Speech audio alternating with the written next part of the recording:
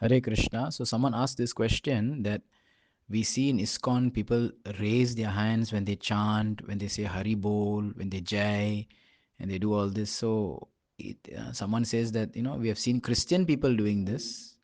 In other Hindu temples, people may not do this. So why is this? Is it a Western influence? Actually, it's no. We will find it in many religions, right? Not only Christians. Of course, Christians raising hand in prayer is very common in the modern European world, but it's also there in the scriptures, and even other religions like Muslims, they do raise their hand, maybe not fully, but a little. It is a symbol of surrender. It's a symbol of subjugation to Lord, full surrender, calling out to the Supreme Lord, helplessness. And this is the mood that even the devotees carry, especially because, especially those practicing in ISKCON, the mood that Chaitanya Mahaprabhu wants to teach us is that we're not asking anything from God, right? The only thing we want is we want to take shelter of the Lord and give our service to Him. So this is selfless surrender. The greatest example we find is Draupadi when she was in the Asat Sabha, right, of the Kauravas, and they tried to disrobe her. She raised both arms and she called out to Krishna helplessly. So that is the mood that we imbibe. It is mentioned in our Shastras in many places. The Sanskrit word is Urdhva Bahu. Urdhva means upwards, Bahu means shoulders or arms.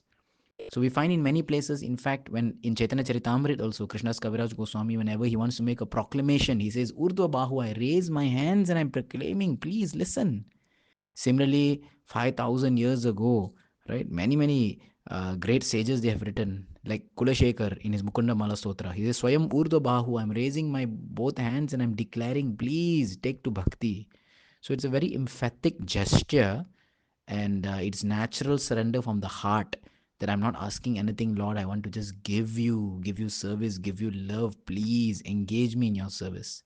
It is the mood of total surrender. So raising the arms are very natural, and we do jaikar. That means we chant jai, we lift our arms when one is happy and one is totally surrendered and one has no other shelter. Prabhupada gives a different example that if a policeman comes and he shows a gun at you, he says, hands up. You immediately hands up, right? Because that means you have no other option. You're fully surrendered. You listen to what he says. So similarly, in front of the Lord, we also hands up, right? There's nothing else. I'm not hiding anything in my pockets or in my heart.